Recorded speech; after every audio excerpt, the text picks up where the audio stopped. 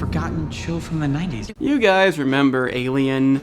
Of course you do, but remember its release. Possibly depending on your age, but if not, it did something that's kind of considered risky. It's hard to imagine nowadays, but the iconic xenomorph wasn't exactly shown in the trailer. You had to do something crazy. Wait until you saw the movie. Impossible. This leads to a payoff I wish I could have experienced, but luckily, and I know never to expect this again, we have something kinda like that here.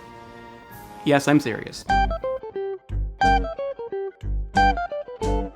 If you don't know, Buddy, despite being a movie with a sizable cast, Patton Oswalt, Michael Shannon, led by Keegan-Michael Key, not only has the promotional footage been extremely vague, they designed it to build anticipation, invoke curiosity, without showing you half the movie. It'd be taking too much of a chance. In the beginning, it literally seemed like ads on YouTube for some 90s show. Then you get the first trailer, obviously about an evil children's mascot, but you still didn't get to see too much, just enough to be eerily disturbing. It kinda reminds me of the Clayface trailer until they released the second one, showing you the exact direction it's going, because DCU. You blew it! You had it all and you blew it! In this case, we did still get a second trailer, and even a third one, but believe me, it's not preparing you for what's in this movie. Not that it's extremely disturbing or violent, well, it kind of is, but it's no Terrifier deal. We are truly numb now, aren't we? We got a number of clips showing us stuff that could technically mean two things, like him saying being scared is good because it's a chance to be brave, and the camera commonly glitches, just letting you see something, especially if you pause the video, but it's the effect that counts. It's so unconventional, mascot-themed movies are usually done for a shock value. This is true devotion, it's even kind of risky. I don't know how it's gonna do at the box office, but in terms of quality, it's led to something you don't get now. Even though the movie is actually good in its own right, by not giving away hardly anything, it goes from being a shocking movie to somewhat of an experience. Because they did this, I don't want to spoil anything until I give the warning. Unlike Alien, the design of Buddy is not hidden, and I think they really got a good balance. He could easily do both things, evil psychopath or kid's mascot. I don't see doing that with Barney. I mean, look at this poster, it's kind of terrifying. Keegan-Michael Key, who voices Buddy, is a big highlight. He has this comedic, sometimes obnoxious voice, definitely not right for some projects, but in a setting like this, it may be the role he's born to play. He sells the kid's mascot your parents were sick to death of, but you can buy him as being evil too. When it comes to the look and sound of this thing, that's perfection. They nailed it. Like I said, a number of names here, Oswalt, Shannon. I found the latter to be an odd choice, but he sells the role he's given. A lot of this is played for comedy, despite how twisted this gets. It never stops trying to be funny, nor does it stop succeeding. The cast feels devoted, completely leaning into this absurdity. Even the inanimate objects with eyes, I look at them as characters. But Keyes is the star of the movie, and no, I will never stop joking about that thing he played in The Predator. Finally, something makes sense. It's because of the voice acting that when this movie does something I've seen other movies of this nature do that I don't like. There's such an obvious example. I'll get to it in the spoiler section, but let's just say it's unexpected because nothing was given away, and it actually works in this movie for the simplicity of not overdoing it. It's not where the shock value ends. I know the cast mainly consists of children, but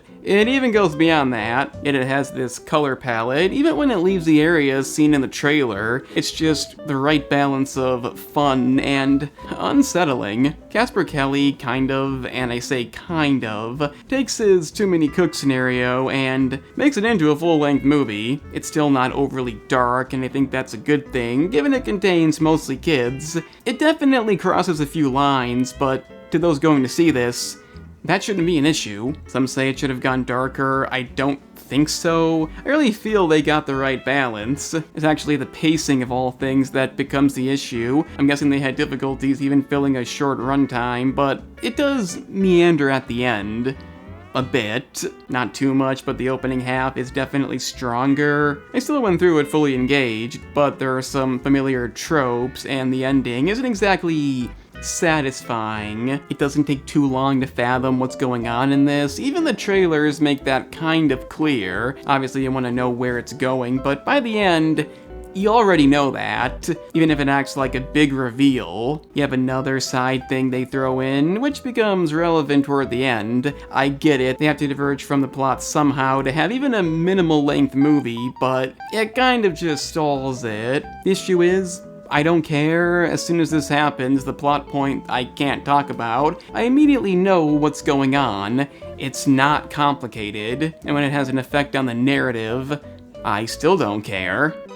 That's weird. The combination of this and the problematic ending does bring down the movie, so to avoid any further confusion, I should probably get into that. This means spoiler warning. I highly advise you see it though, and hit the like button, subscribe, comment something down below. The algorithm is dead, so that'd be appreciated. Before we get to the problematic stuff, here's what you're gonna see in this movie that you may actually not expect. As you've likely guessed by now, it's about a Barney-like mascot. We never truly find out why the kids are in this scenario, but at the beginning, they really think they live in this world, like you'll see in these kinds of programs. I honestly love that concept. You eventually get the idea as to why they're there, but it's fun watching them figure it out. Like when the new kid comes in, they act like they're friends until realizing something's wrong, and they say things like, "We just met you." It's such a good job at selling its theme. When Buddy murders one of the kids for not wanting to dance, it's genuinely shocking as a result, despite being the expected outcome. Yeah, he kills kids in this movie. In fact, most of the kids die. They eventually get suspicious, and it doesn't take too long to escalate. Like I said, not the most disturbing movie, but there's a scene when Buddy starts cutting one of them while saying, "Why are you cutting yourself?" It doesn't need to be any darker. It's also got Buddy sexually harassing the nurse, a puppet and ventriloquist making out, Buddy cutting off his own skin to fit somewhere, after establishing he can feel pain. I'm gonna leave it at that. Those ideas kind of speak for themselves. The point I'm making is the predominant cast of characters are kids, so it's dark enough. Honestly, that's a stupid criticism. The movie's gonna give you what you came to see, but that doesn't mean it's perfect. And when the narrative comes into play, I almost wish it didn't leave the show, or whatever that universe is. See, basically, whenever kids talk to Buddy on their TV, as you do, they get sucked in, so when a kid dies, a new one replaces it, and is brainwashed to forget who they are. That alone is an okay idea, but then you have to explain where the adults come from, because adults don't commonly want to touch a TV mascot. Positively shocking. And the answer comes after the kids manage to escape, not the show, just the yard they're in. We cut back to reality, and since Buddy happened to kill the nurse, and the family we're currently looking at happens to remember, hey, didn't we have another kid? By that I mean the mother nobody else notices, even though some reason they set the table up in a way that implies somebody else should be there. Maybe it's because she's about to become the nurse. She's gonna get sucked in the TV. I don't know why exactly she would be chosen, the mother of one of the kids. It may sound odd questioning logic in this movie, but it is a bit too convenient. The real issue is, I don't care about them. When you put a scene like this in the movie, it's just gonna slow the pacing. Maybe if I was into who they are, but it's blatantly obvious. Again, runtime, it's still an issue. The mom actually dies pretty quickly. It doesn't feel random or shocking. I just don't care because we don't know her. At this point, it does begin to feel tedious. The other kids die right after. It's let's stand against the door to literally I give up. Only our lead girl, Freddie, remains. They were likable enough, so it was kind of frustrating. And then we get the end, we see the TVs that trick the kids into sucking them in, but that's really it. There might be some message about this type of media, but it's not enough. She just escapes through one of them and ends up in some random house, ending the movie. so they don't stick the landing. It's not warranted, they can't get away with an ambiguous ending like this. I want to know more, same with cutting to the real world, and nothing happens there to justify doing this. What they should have done is had the mom replace the nurse, but not show us how she got there or who she is, because you literally know we see it happen. This way, when Freddy finds out that's her mom, it would really be unexpected than if she died right after.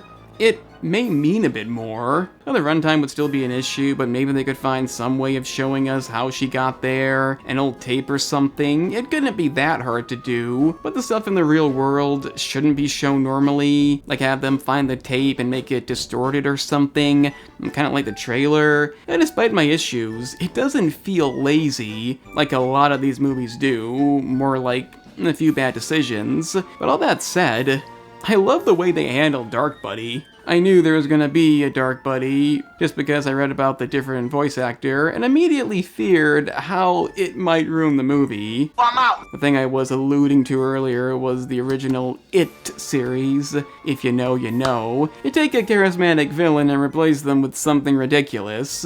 That is what they do here, but in this case it works for two reasons. One, he's a plush unicorn, so becoming an actual monster is not really a step down. If not for the cast being listed, you wouldn't see this coming. It's a good design, not as memorable, but it's okay. Yet the true reason I like this, the moment that had me saying they didn't fuck it up, is when the one kid who doesn't know what's going on still says he loves him, despite his appearance, and he goes back to normal. So yeah, they don't end the movie with Dark Buddy. And that was genius. By making it a brief thing to shock the viewer, but still ending with the version you've been seeing, saves the movie from what would have been a complete letdown. I still don't love the ending, but hey, she impales him with a talking mailbox, who can't currently talk, which I kind of saw coming. In a final genius move, he says he's proud of her, sings the song they've been singing about bravery, and then, at the last minute, calls her a bitch.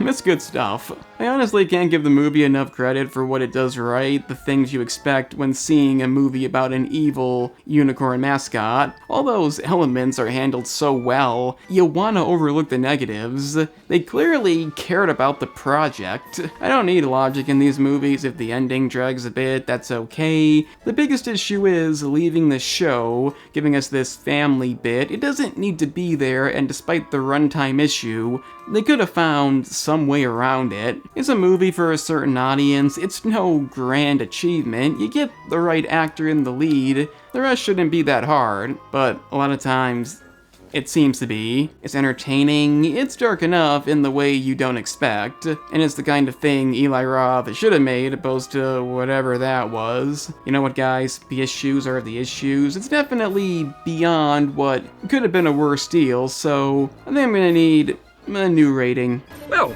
I'm actually feeling rather good about this. That sounds about right. I say go see it. But if you're still watching, I've killed any point of seeing it. But if you have seen it, let me know what you thought about Buddy down in the comments. Remember to like the video, subscribe, share it if you can. The algorithm is not any good, and hit the bell to get notified because recommendations don't come. I'm the cinema analyst, because somebody has to be.